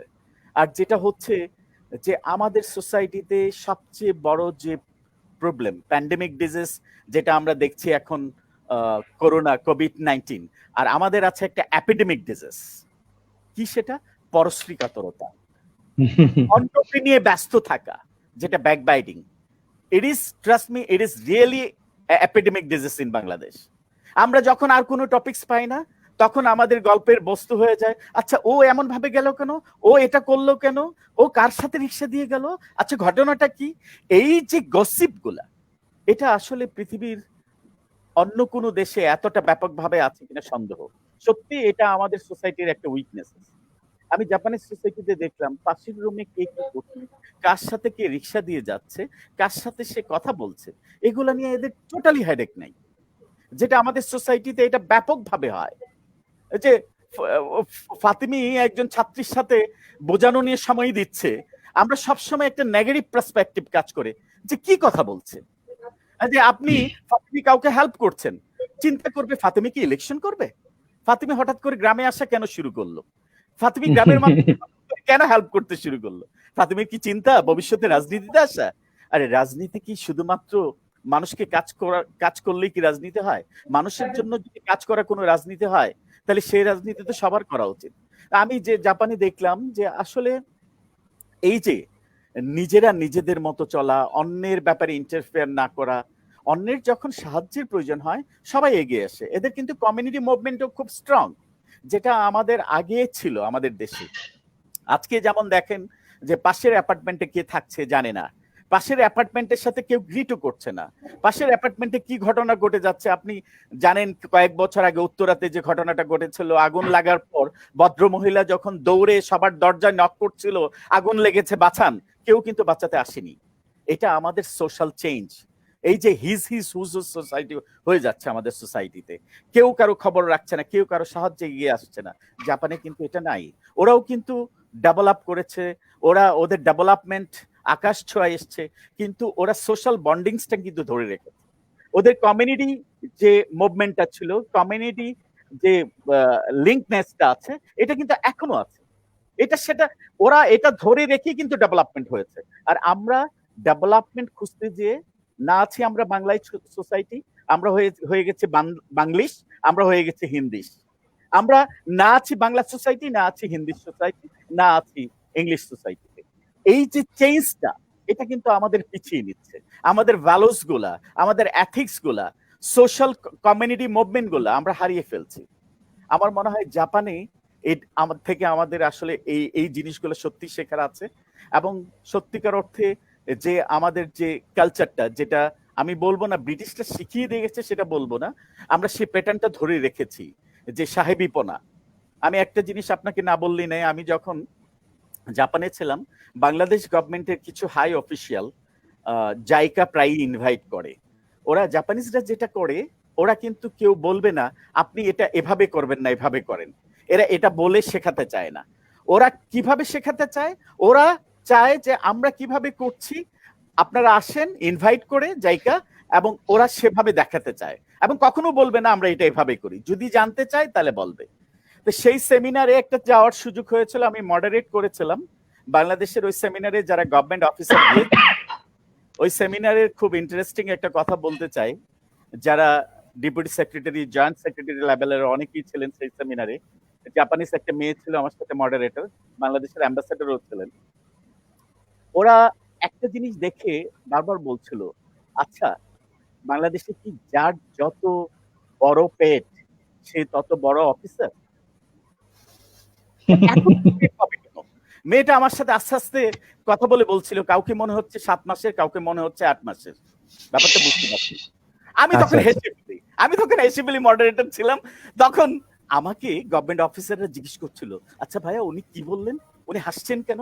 আমি বললাম না যে না উনি জাস্ট অন্য একটা ব্যাপার নিয়ে হাসছিলেন। আসলে তো কমেন্টস করছিলেন এই জন্য, কারণ আমাদের এই ট্রেন্ডটা কেন হয়, আমরা একটা চা নিজের হাতে তুলে খেতে চাই না, একটা কফি বানানোর জন্য 3 জন আমাদের পিয়ন প্রয়োজন হয়। হোয়ারেস আমি জাপানে যেটা দেখেছি, আপনি মেয়র অফিসে যান, আমি যখন ডেলের প্রেসিডেন্টের অফিসে গেলাম, উনি আমাকে নিজে কফি বানিয়ে খাইয়েছে। কারো বাসায় যাবেন, ওখানে মেড নাই, কিন্তু বাসায় দিয়ে একটা চুল পড়া পাবেন না আপনি ফ্লোরে, এতটাই ক্লিন থাকে। এটা এটা ওরা স্কুল থেকে স্টার্ট করে। আমার বাচ্চাটা যেখানে স্কুলে যেতেন, মানে আপনি পিএসসি প্রাইমারি এডুকেশন কমপ্লিট করা মানে আপনি ধরে নিতে পারেন he is simply allrounder. He can cook, he can take care of home, he can do whatever he need in his daily life. এটা কিন্তু ওরা স্কুল থেকে শেখায়, বাসা থেকে শেখায়। এই যে পারফেকশনটা, যে সবকিছু নিজে করতে শেখা, নিজেকে নিজে পরিচ্ছন্ন রাখা, নিজের অফিসকে নিজে পরিচ্ছন্ন রাখা, not to depend on others. আর আমাদের বাসায় আপনি গল্প শুনবেন যে আজকে এই অবস্থা, বাসায় তো খাবার হয়নি কারণ কাজের বউ আসেনি। কাজের বউ না ঘরে চুলো জ্বলবে না, কাজের বউ না আসলে ঘরে খাবার হবে না। এই জিনিসগুলো আমি জাপানিজ সোসাইটি থেকে শিখেছি, যে আমাদের থ্যাংক ইউ মিছিল ভাই, থ্যাংক ইউ মিছিল ভাই, অনেক গুরুত্বপূর্ণ বিষয়। আমরা সত্যি সেই দিন আসলে পাবো কিনা জানি না, আমাদের সেই অভিজ্ঞতা, আমরা যে অবস্থার মধ্য দিয়ে যাচ্ছি, আমরা সত্যিকার অর্থেই নিজেদেরকে ভাঙতে জানি না, নিজেদেরকে গড়তেও জানি না, যে কারণে তো এই অবস্থাটা। সারিকা, আমরা একটু আগে বলছিলাম যে ভালোবাসার কথা, বন্ধনের কথা, আহ, মানে একটা প্রতিষ্ঠানের এই কর্মীদের মধ্যে পারস্পরিক বন্ধন, ভালোবাসা, এই বন্ধন ভালোবাসা নিয়ে একজন কর্মী কিভাবে সাফল্য পেতে পারেন তার কর্মক্ষেত্রে? বন্ধনটা আসলে যদি না থাকে, একটা বন্ধনের সাথে আমি বলবো যে রেসপেক্টটা খুব ইম্পর্ট্যান্ট। একটা ডিপার্টমেন্টের সাথে একটা ডিপার্টমেন্টের রেসপেক্ট, একটা এমপ্লয়ের সাথে একটা এমপ্লয়মেন্ট, সেটা আমার সাবঅর্ডিনেট হোক, আমার বস হোক, হোয়াট এভার ইট ইজ বা হু এভার ইট ইজ, রেসপেক্টটা খুব ইম্পর্ট্যান্ট। যে যেই কাজই করুক না কেন, তার মিউচুয়াল আন্ডারস্ট্যান্ডিংটা ইম্পর্ট্যান্ট। একজন একজনকে রেসপেক্ট করতে হবে, যে যে পজিশন থেকে আছেন, যার যেই কাজটা যে হোল্ড করছেন, কাজটাকে রেসপেক্ট দিতে হবে, সেটা যেই কাজই হোক না কেন। তা না হলে একটা যদি আমরা সাবঅর্ডিনেটের কথাই বলি, তার মধ্যে একটা ডিমোটিভেশন কাজ করবে, সে তার কাজটাই হয়তো সুন্দর করে করবে না, তার দিনটাই হয়তো রুইন হয়ে যেতে পারে জাস্ট আমার একটা সিম্পল একটা মুখের কথার কারণে। আবার তার দিনটাও হয়তো আমি ভালো করে দিতে পারি আমার সিম্পল একটা সুন্দর কথার মাধ্যমে। So mutual understanding, mutual respect মানে ইটস আ মাস্ট একটা কোম্পানির জন্য, যে কোনো ক্ষেত্রেই হোক, একটা টিম ওয়ার্কের জন্যই হোক। লিডার তো লিডারই, লিডার যিনি থাকবেন সে সবসময় চেয়ার আপ করবেন, আর আমাদেরকে সুন্দর পথ দেখাবেন কিভাবে কাজটা করা যায়। আমরা উনি যেটা বললেন যে জাপানে একটা কাজ যেটা যেটা হয় যে শিখায় না কেউ, নিজে করে দেখায়। সো এটাও খুব ইম্পর্টেন্ট। আমাদের যে লিডার আছে, আমরা এক্সপেক্ট করি যে উনি আমাদেরকে হাতে ধরে কাজটা শিখিয়ে দিবেন বা গাইডলাইন দিবেন, জাস্ট ডিমান্ড করবেন না যে এটা করে আনো বা কিছু একটা। সেটা আমার ক্ষেত্রে প্রযোজ্য। আমি যখন আমার সাবঅর্ডিনেটকে কিছু বলবো, সে আটকে যেতেই পারে। তো আমার তাকে সেই স্পেসটা দিতে হবে যাতে সে আমাকে ইজিলি বলতে পারে যে ম্যাডাম আমি আটকে গিয়েছি, আমি পারছি না, প্লিজ হেল্প অন। ওইটুকু স্পেস আমার তাকে দিতে হবে, তা না হলে কমিউনিকেশন হবে, একটা টিম ওয়ার্ক ডিলে হবে, মানে প্রপার টাইমে একটা জিনিস সাবমিট করতে পারবো না আমরা। তো এটা ইফেক্টটা হয়তোবা আমি ছোট একটা ইস্যুর কারণে ইফেক্টটা হয়তো একটা লং টার্মে গিয়ে পরিণত হতে পারে। তো এই ব্যাপারগুলো কোপ করার একটু কেয়ারফুল। খুব চমৎকার, থ্যাংক ইউ, থ্যাংক ইউ। এর মধ্যে অনেকেই লিখেছেন Nazmin Nahar, we should to learn from the other country. Miftahul Jinnati Sinthia, তিনি লিখেছেন দারুণ ব্যাপার, মিথিল স্যারের অফিসারের ডেফিনেশনটা ব্যাপক ভালো লেগেছে। Thank you Cynthia. Syed Habib Anwar Pasha sir, তিনি আমাদের ইস্টার্ন ইউনিভার্সিটির ফ্যাকাল্টি অফ বিজনেস অ্যাডমিনিস্ট্রেশনের সহকারী অধ্যাপক, তিনি লিখেছেন খুব ভালো আলোচনা হচ্ছে। নুরুদ্দিন খান, তিনি লিখেছেন চলে গেল। হ্যাঁ, অনেকেই ভাবে যুক্ত হচ্ছেন, যুক্ত হতে থাকুন। মিথিল ভাই, আপনি কি বলতে চাইছিলেন? মিথিল, আমি সারিকার একটা কথার সাথে অ্যাড করতে চাই। আসলে আমরা মানুষের প্রশংসা করতে কেন কার্পণ্য করছি? এবং এটা আমরা করছি। আমরা ধন্যবাদ দিতেও মনে হয় we have to pay something. ধন্যবাদ দিতে পয়সার প্রয়োজন নেই, আমরা appreciate can give a smile also. যে একটা ভালো কাজ করেছে আমরা হাসি দিয়ে বলি ওয়েল ডান, ভালো কাজ করেছেন আপনি। আমরা ভালোটাকে বলতে ভুলে যাচ্ছি মনে হয়। আপনি দেখেন বাসায় যে সারাদিন যে কষ্ট করে পাক করছে, আমরা মুখে নিয়ে খাবারটা মুখে নিয়ে তো বলতে পারি আজকের খাবারটা খুব মজা হয়েছে, আপনি কষ্ট করে পাক করেছেন, তুমি কষ্ট করে পাক করেছো, ভালো লেগেছে। এই ভালো লাগাটা, ধন্যবাদ দেওয়াটা, কারো বাসায় বেড়াতে যেয়ে সবাই কিন্তু এক্সপেক্ট করে সারাদিন পাক করেছে কষ্ট করে, যখন বলে ভালো লেগেছে তার কিন্তু এই কষ্টটা চলে যায়, ক্লান্তিটা চলে যায়। যখন বলে যে লবণটা কম হয়েছে, সেটাই আমরা মজা হয়নি, নেগেটিভ কমেন্টসটা বেশি দিই। সেটা হতে পারে, প্রথম কিন্তু আমাকে অ্যাপ্রিশিয়েট করা উচিত, যেটা জাপানিজ সোসাইটিতে খুব কমনলি দেখেছি। এমনও হয়েছে যখন বাংলাদেশি কারি খাওয়ার জন্য আমি জাপানিজ কিছু ফ্রেন্ডকে বাসায় ইনভাইট করেছি, আমি বুঝতে পারছি সে ঝালের জন্য খেতে পাচ্ছে না, বাট তার ফেসটা সে এমন ভাবে করেছে, ওয়াও ইট ইজ ডিফারেন্ট, মানে ইট ইজ রিয়েলি ডিফারেন্ট, অসম। বলছে যে এটা আমার জন্য প্রথম, অনেক ভালো লেগেছে, তবে পরে বলল যে জালটা যদি একটু কম হতো ভালো হতো। আপনি দেখেন সে ক্রিটিক্যাল কমেন্টস একটা দিয়েছে, এভাবে কিভাবে প্রথম অ্যাপ্রিশিয়েট করেছে যে তুমি যে কষ্ট করে সারাদিন কতক্ষণ লেগেছে তোমার পাক করতে, জিজ্ঞেস করছে যে 3 ঘন্টা, এতটুক সময় তুমি আমার জন্য ব্যয় করেছো, সত্যি আই ফিল অনার্ড যে তুমি আমার জন্য এত সময় ব্যয় করেছো। এটা বলে সবার শেষে ডেভেলপমেন্টের জন্য বলেছে ঝালটা একটু কম হলে ভালো হতো। এই সাইডে যেটা বলেছে, যখন আমার কোনো জুনিয়র অফিসার কিছু একটা করে, প্রথমেই যেটা সিনিয়ররা করে, প্রথমেই কিন্তু try to identify the weaknesses. তার আগে কিন্তু বলা উচিত তুমি এটা করেছো, আপনি এটা করেছেন, ভালো করেছেন, সো ইট সাউন্ডস ডিফারেন্ট, অনেকগুলোই তো আপনি ভালো দিক করেছেন, তবে এই সাইডটা আপনি এভাবে ডেভেলপ করতে পারেন। তাহলে কিন্তু যিনি করছেন তিনি উৎসাহ পাবেন। আর প্রথমেই যদি আমরা নেগেটিভ কমেন্টস দিয়ে দেই, উনি কিন্তু এখানেই বন্ধ হয়ে যাবেন, ওর ক্রিয়েটিভনেস সেখানে বন্ধ হয়ে যাবে। মিথিল ভাই, এই একটা বিষয় কিন্তু তাই না, যে হ্যাঁ কাজটা ভালো করেছেন, খুব চমৎকার, থ্যাংক ইউ, শুরুতেই এই একটা কমেন্ট, এটা কিন্তু একজন কর্মীকে বহুদূর এগিয়ে দেয় সাফল্য পাওয়ার ক্ষেত্রে। আবার ঠিক উল্টোটা হয়, আরে কি করছো, কিচ্ছু হয়নি, যাও, আসলে তো কিছুটা হয়েছে, সেখানে ভুল ভ্রান্তি থাকতেই পারে, তো সেই কাজটুকু সেটা পরে বলা দরকার, কিন্তু অ্যাপ্রিসিয়েশনটা যদি না থাকে ওই কর্মী কোনোদিনই সাফল্যের মুখ দেখতে পারবে না সত্যিকার অর্থেই। আমাদের ভিসি স্যার কিন্তু ভিসি স্যার কিন্তু ক্রমাগত লিখেই যাচ্ছেন, তিনি আবার লিখেছেন, thank you doctor Taufiqul Islam for your time at EU Live. Your valuable information and discussion will enrich ourselves to build our future. বললাম না আপনাকে যে ভিসি স্যার ক্রমাগত কমেন্ট করতে থাকেন এবং প্রত্যেককে উৎসাহ দিতে থাকেন, এটা কিন্তু আমাদের জন্য অনেক বড় ব্যাপার। আমি সত্যি I do appreciate VC sir যে উনি ওনার ভ্যালুয়েবল টাইম প্রোভাইড করে দেখছেন, কমেন্টস দিচ্ছেন, দিস আর ভেরি এনকারেজিং। এবং এটাই যে আপনি বললেন স্পেস, যে ভালো লাগার দিকগুলা কোথায় আপনি ওয়ার্কিং প্লেস বেছে নেবেন। আমি এখন বুঝতে পারছি ফাতিমি আপনি কেন এই জায়গা ভালোবাসেন, ইস্টার্ন ইউনিভার্সিটিকে ভালোবাসেন, এবং ভালোবেসে আপনার most of the time you are devoted for the Eastern University. এখন বুঝতে পারছি যে আপনি আসলে কোন স্পেস থেকে এই উৎসাহগুলা পাচ্ছেন, ভালো লাগার জিনিসগুলা কোথায়, সেখানেই। তো আমি যেটা বলতে চাচ্ছিলাম ফাতিমি, আপনি ভালো গান গান, আপনার সামনে এমনও কেউ গান গেতে পারে যার আসলে সুরটা মোটেই ভালো না, আপনি যদি তাকে বলে দেন এই কি গান গাচ্ছ এসব, সে কিন্তু এখানেই থেমে যাবে। আমরা কাউকে থামাবো না, বরং যে যেতে চাচ্ছে তাকে যেতে দিতে হবে, তাকে এগিয়ে যেতে হবে। এগিয়ে যাওয়ার জন্য আমরা যে ক্ষেত্রে বিশেষজ্ঞ আছি, আমরা তাকে নার্সিং করার জন্য কিছু এনকারেজিং ওয়ার্ড দিতে হবে, পাশাপাশি তার উইকনেস গুলো আইডেন্টিফাই করে এমন ভাবেই বলতে হবে so that he can develop himself. Thank you. শারিকার কাছে আসি। জি শারিকা, সাফল্য পাওয়ার ক্ষেত্রে বা সফলতার জন্য, মানে আপনি তো একটা প্রতিষ্ঠানে এই পর্যন্ত এসছেন, সেই সফলতার জন্য বিশেষ, মানে আপনার এই অভিজ্ঞতা লব্ধ দিকগুলো থেকেই যদি জানতে চাই যে এই সাফল্য পাওয়ার জন্য বিশেষ কি কি দক্ষতা বা যোগ্যতা থাকা দরকার একজন কর্মীর? আমি মনে করি যে যে কোনো আসপেক্টেই, সেটা কর্পোরেট লাইফ হোক বা ইউনিভার্সিটি লাইফ হোক, যে কোনো ক্ষেত্রে আমি মনে করি ইন্টিগ্রিটি ইস্যুটাই মানে মোস্ট ইম্পর্টেন্ট থিং। একটা মানুষের ইন্টিগ্রিটিটা যদি স্ট্রং না হয়, সেক্ষেত্রে আসলে তাকে আমরা অ্যাজ এ পার্সন আসলে কাউন্ট করতে পারি না তাকে। সো ইন্টিগ্রিটি ইস্যুটা খুব ইম্পর্টেন্ট একটা ব্যাপার। আর সেই সাথে যেটা আছে, কমিউনিকেশনটা খুব ইম্পর্টেন্ট।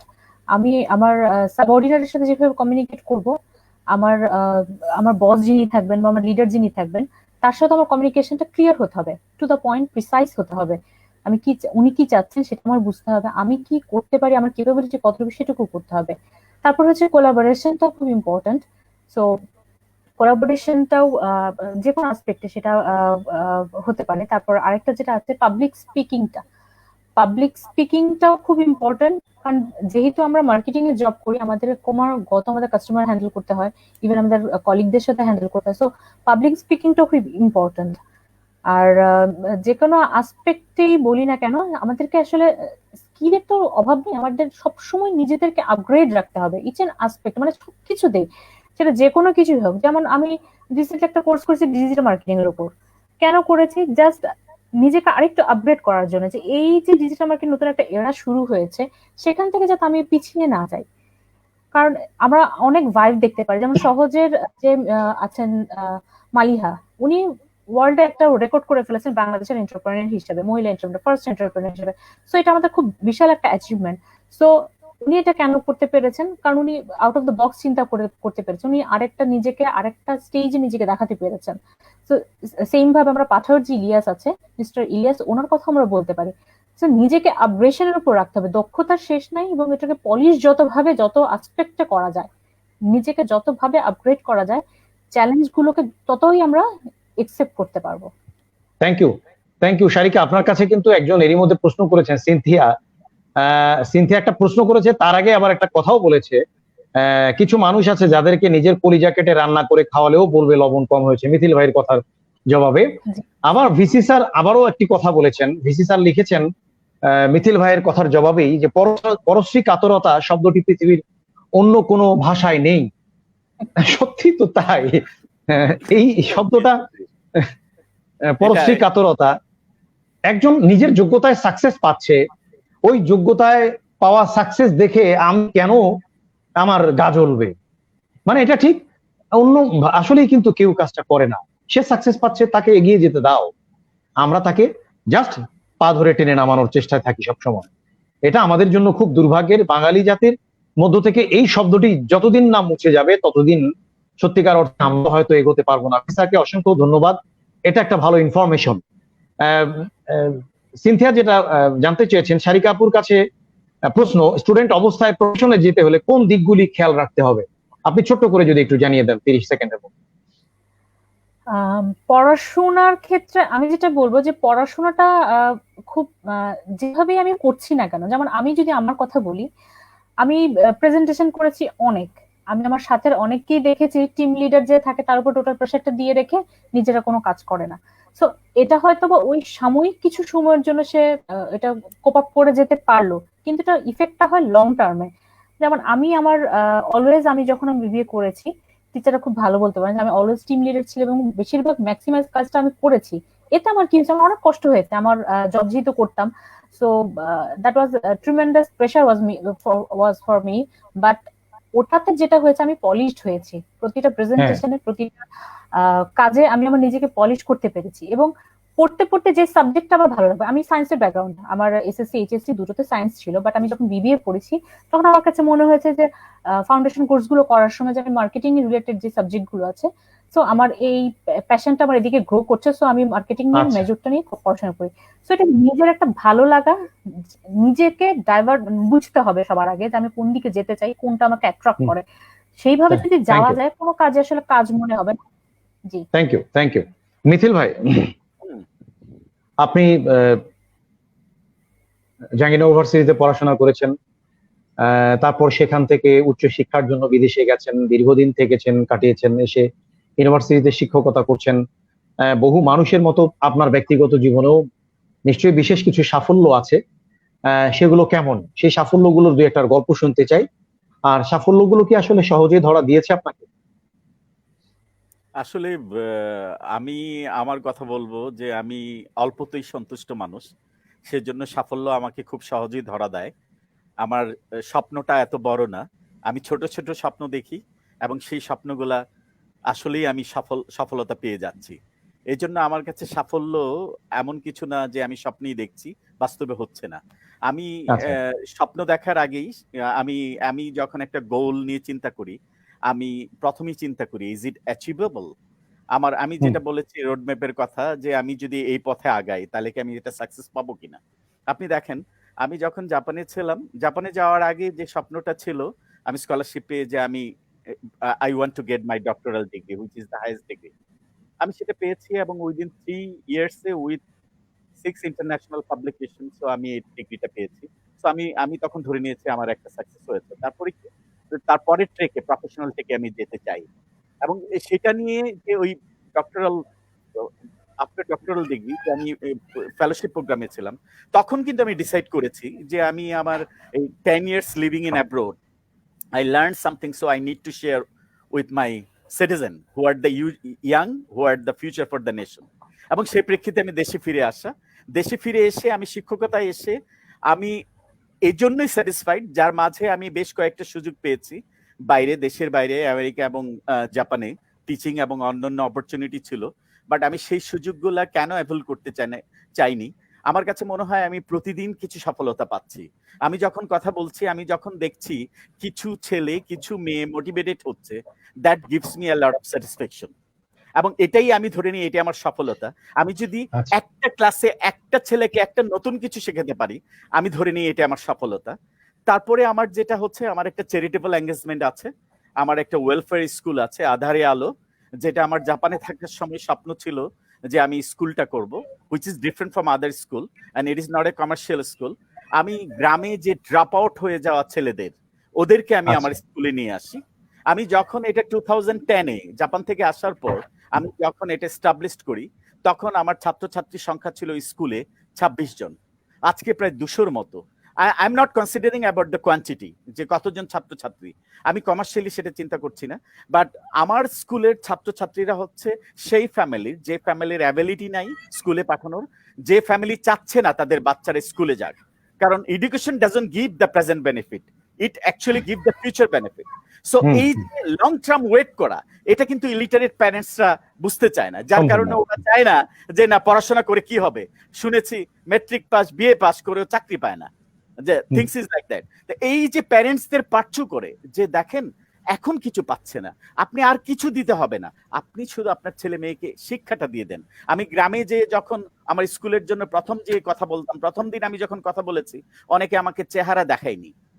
ওই মহিলারা কেন চেহারা দেখেনি? কারণ ওনাদের জন্য আমি পরপুরুষ। স্বাভাবিকভাবেই রিলিজিয়াস ব্যারিয়ার আছে, আরো অনেক কিছু সোশ্যাল ব্যারিয়ার আছে। এখন কিন্তু সেই মহিলারা আমার সাথে ঘন্টার পর ঘন্টা কথা বলছে, স্বাবলম্বী হওয়ার চেষ্টা করছে। আমি সে আধারে আলো যে স্কুলটা করেছি, সেখানে দিনের বেলা বাচ্চাদের স্কুল, বিকেলে বয়স্কদের সেলাই মেশিন শিক্ষা কেন্দ্র আছে। আর ওয়াও। উইকেন্ডে আমার ছোট ভাই ডাক্তার, ও যায় মাঝে মাঝে ফ্রি ট্রিটমেন্ট করে। তারপরে এখানে আচ্ছা। স্কিল যারা আছে, যেমন ধরেন যারা লাইভস্টক পশু ডাক্তার আছে, ওরাও যায়, আচ্ছা। ওরাও আচ্ছা। পশুর ব্যাপার নিয়ে how to take care of, এটা শিক্ষা দেয়। বিভিন্ন কার্যক্রম হচ্ছে। ইসমেন one place has been using for multipurpose. একটা ওয়াও, স্কুল একটা খুব। স্কুল শুধু, হুম। যে কনসেপ্ট আমি পেয়েছি আসলে জাপানে যখন ছিলাম, আচ্ছা। যে community house they use for multipurpose. যে হুম। আমরা হুম। দেখেন আমাদের প্রতিটা গ্রামে কিন্তু স্কুল আছে, এই স্কুলটা শুধু স্কুলের জন্য ইউজ হচ্ছে, দ্যাট ঠিক তাই। School use for multipurpose. এর জন্য আপনাকে আলাদা কোনো বিল্ডিং করতে হবে না। ওই ইনফ্রাস্ট্রাকচার, স্কুল টাইম সকাল থেকে দুপুর পর্যন্ত হচ্ছে, বিকালে কিন্তু খালি, বিকালে কিন্তু community people they can use. Weekend, যেটাকে আমি বললাম যে শহরে কষ্ট করে ডাক্তারের কাছে ব্যয়বহুল, গ্রামের মানুষরা সহজে ডাক্তারের কাছে যেতে চায় না, যতক্ষণ মনে করে যে এটা টলারেবল, ওরা কিন্তু ডাক্তারের কাছে যাবে না। ডাক্তারের কাছে কখন যাবে? যখন আর পারছে না, তখন কিন্তু উপায় থাকে না। আর সেই ডাক্তার যদি গ্রামে আসে, তাহলে কিন্তু বিশেষ করে গ্রামের মহিলাদের কথা বলছি, আমি দেখেছি খুব সামান্য অসুস্থতা নিয়ে অনেক প্রেগনেন্ট মহিলাকে মরে যেতে, রিহাইড্রেশনের জন্য মারা গেছে ছোট বাচ্চাদের ফেলে রেখে। হুম। এই অ্যাডভাইসটা যদি ওই মা আগে পেতেন যে আপনার রিহাইড্রেশন, আপনি স্যালাইন খান, ঘরের মধ্যে ওষুধ ছিল, কিন্তু এই মাটা কিন্তু সেই অ্যাডভাইস পায়নি। যখন হসপিটালে এক্সট্রিম লেভেলে ছিল। কাজেই গ্রামে গ্রামে যদি সে ডাক্তাররা যায়, সে তার জন্য কিন্তু আলাদা ইনফ্রাস্ট্রাকচার প্রয়োজন নেই, শুধু আমাদের সেই স্পেসটা করে দিতে হবে। আমি থ্যাংক ইউ মিথিল ভাই, এটা কিন্তু দারুণ, হ্যাঁ দারুণ ব্যাপার। তার মানে আপনি মানে ভয়ানক রকম সফল। আপনার আমি সবকিছু যদি বাদ দেই আপনার এই এক আলো আধারি, তাই না, আলো আধারি স্কুল, আধারে আলো, আধারে আলো, আধারে আলো, আধারে হ্যাঁ আধারে আলো, ও ফাইন, আধারে আলো এই স্কুলই কিন্তু আপনাকে সাফল্য এনে দিয়ে আপনার গ্রামের মানুষের জন্য কিছু করতে পারছেন এবং তাদের পাশে দাঁড়াতে পারছেন। আপনার মাধ্যমে উপকৃত হচ্ছেন বহু মানুষ, বহু সন্তান পড়াশোনার পথ পাড়ি দিচ্ছে, এবং সত্যি এটা কিন্তু আমাদের জন্য অনেক বড় খবর। এবং যেটা বললেন যে এই ধরনের ইনফ্রাস্ট্রাকচার গুলো যেখানে পড়ে আছে স্কুল শেষে সত্যি বিভিন্ন পারপাসে কাজে লাগানো যেতে পারে, সেই ব্যাপারগুলো কিন্তু আমাদের এখানে চিন্তা করতে পারেন আমাদের প্রতিষ্ঠানগুলো। এটা সেই প্রতিষ্ঠানেরও কিন্তু আর্নিং সোর্স তৈরি হতে পারে, তাই না?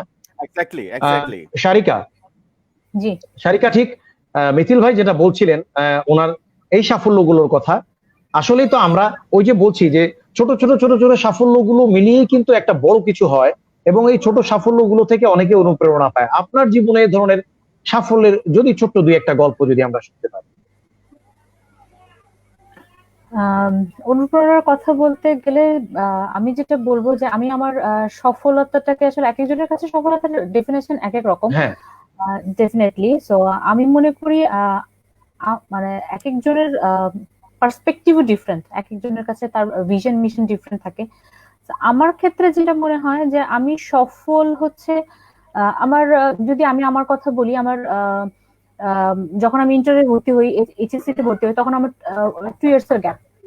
আমি আমার বলবো সফলতা আমার ওটাই, আমি ওই 2 ইয়ার্স এর গ্যাপের পরে আমি আমার যখন ভার্সিটিতে আবার অ্যাডমিশন নিয়েছি, সেটা আমার সফলতা আমি ওটাকেই বলবো যে আমি ইউনিভার্সিটির সাথে আমার অর্গানাইজেশন প্রফেশনালের একটা ব্লেন্ডেড করতে পেরেছি, একটা ইউনিভার্সিটির সাথে কোলাবোরেশন করতে পেরেছি, সেটা আমার সফলতা। আমি যদি বলি যে ইউনিভার্সিটির পর আমি যেহেতু জব করতাম 4th সেমিস্টার থেকে, যদি আমার সিজিপিএ অনেক হাই ছিল, 3.8 ছিল 4th সেমিস্টার পর্যন্ত, আমি 60% স্কলারশিপ পর্যন্ত পেয়েছি আপ টু 4th সেমিস্টার, তো পড়ে গিয়েছে, বাট আমি মন খারাপ কিন্তু করিনি। আমি ওই কন্টিনিউ করেছি, আমার জব আমার প্রফেশন দুটি কন্টিনিউ করেছি। এবং 4 বছর জব করার পর আমি আবার কিন্তু 4 ইয়ার্স এর গ্যাপ ছিল আমার প্রফেশনের ক্ষেত্রে। তারপরে কিন্তু আমি আবার যখন সেকেন্ড অ্যাটেম্পটে আরেকটা কোম্পানিতে যোগদান করি, সেটাও কিন্তু মাল্টিনেশনাল কোম্পানি ছিল, এবং সেটা আমার ফার্স্ট ইন্টারভিউ ছিল। মানে আফটার 4 ইয়ার্স গ্যাপের পর আমি ফার্স্ট ইন্টারভিউ দিয়েছি এবং সেই কোম্পানিতে আমি জব করেছি। সো আমার অ্যাচিভমেন্ট ওটাকেও আমি বলবো আমি ওই দিক থেকে সফল। আমার দুটো জব, এবং দুটো জবই আমার দুটো ইন্টারভিউ, আমার এন্টার লাইফে আমার দুটো ইন্টারভিউ ছিল। সো এটাকে আমি আমার সফলতা হিসেবে দেখবো। Thank you. আসলে তো জি, ঘুরে দাঁড়ানো সত্যিকার অর্থেই সাফল্যের তো কোনো আসলে সংজ্ঞা নেই। আমরা কি বলবো, মানে কোনটাকে মানদণ্ড ধরবো, আমরা কে এই মানদণ্ড আমাদেরকে ঠিক করে দেব? আমরা ব্যক্তিগতভাবে যেটাকে মনে করছি, হ্যালো জি, আমরা নিজেকেই নিজের ডেফিনেশনে সংজ্ঞায়িত করব আমার নিজের সফলতাটা কোনটা। এটা আরেকজন আমাকে বলে দিবে যে তুমি এইভাবে সফল, ব্যাপারটা তা না মোটেও। আমি আমার সফলতা আমি আমাকে ডিফাইন করব।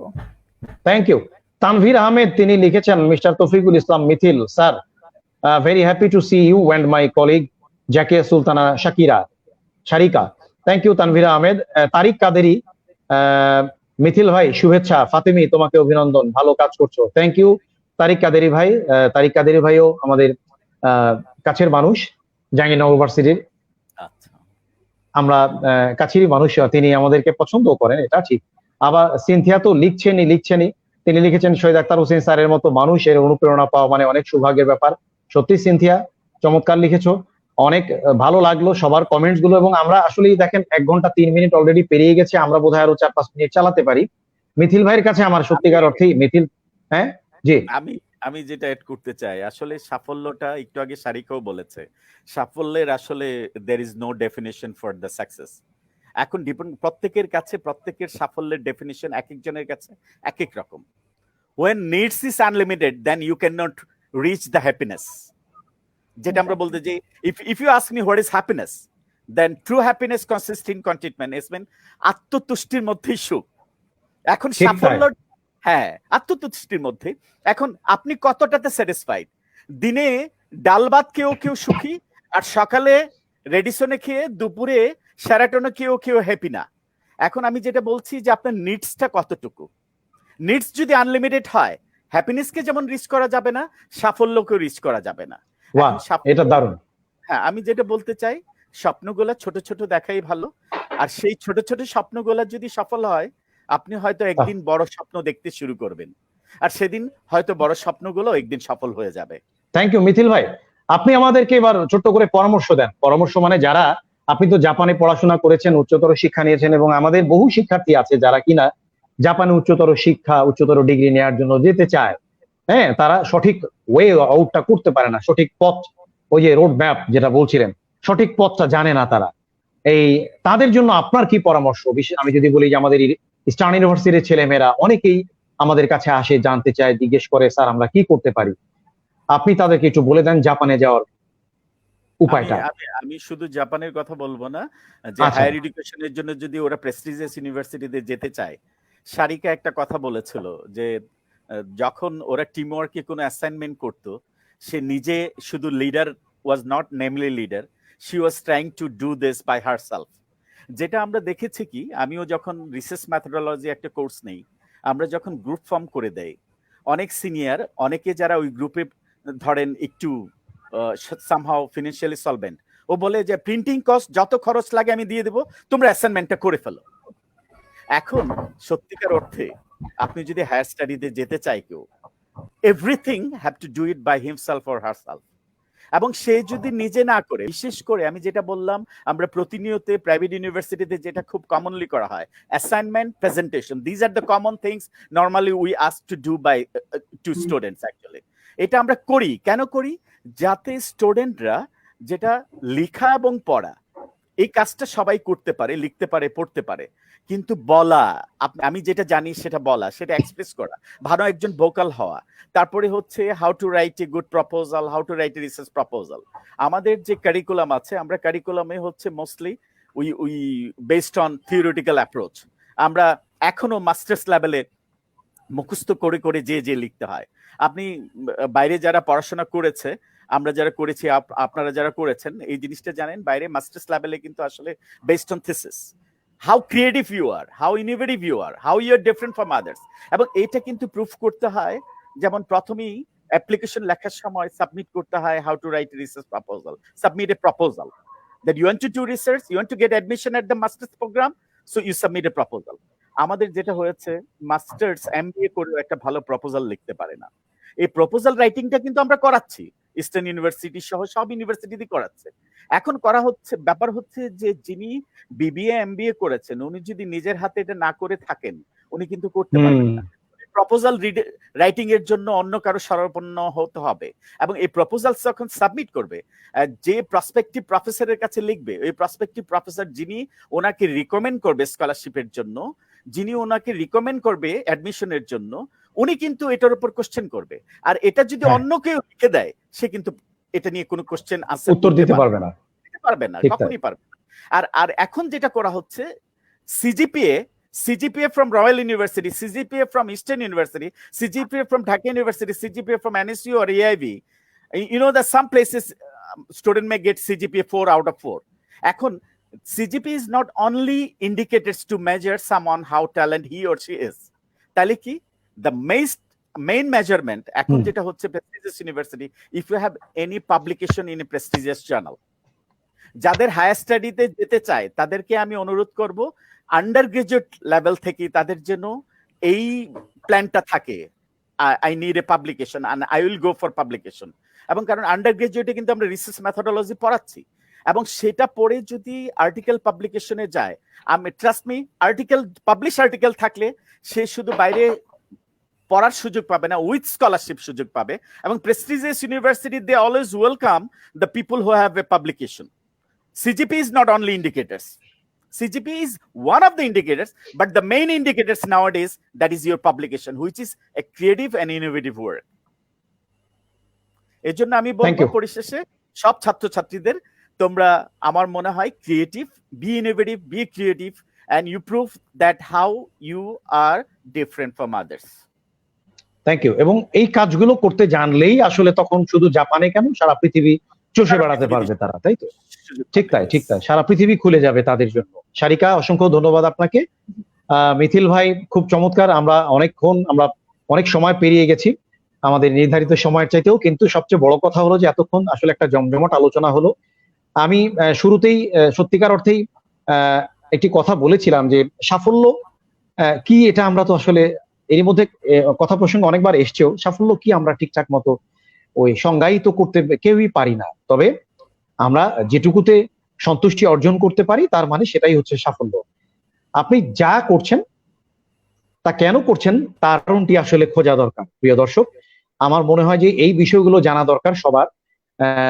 সবাইকে নিজেদেরকে প্রস্তুত রাখার জন্য, সাফল্য পাওয়ার জন্য, যারা যে প্রতিষ্ঠানেই কাজ করছি না কেন, সাফল্য পাওয়ার জন্য আসলে আমি আমার কাজটি কেন করছি সেই কারণটি খোঁজা দরকার। প্রত্যেকটা ছোট কাজের মধ্য দিয়েই আমরা আসলে অবদান রাখতে পারি।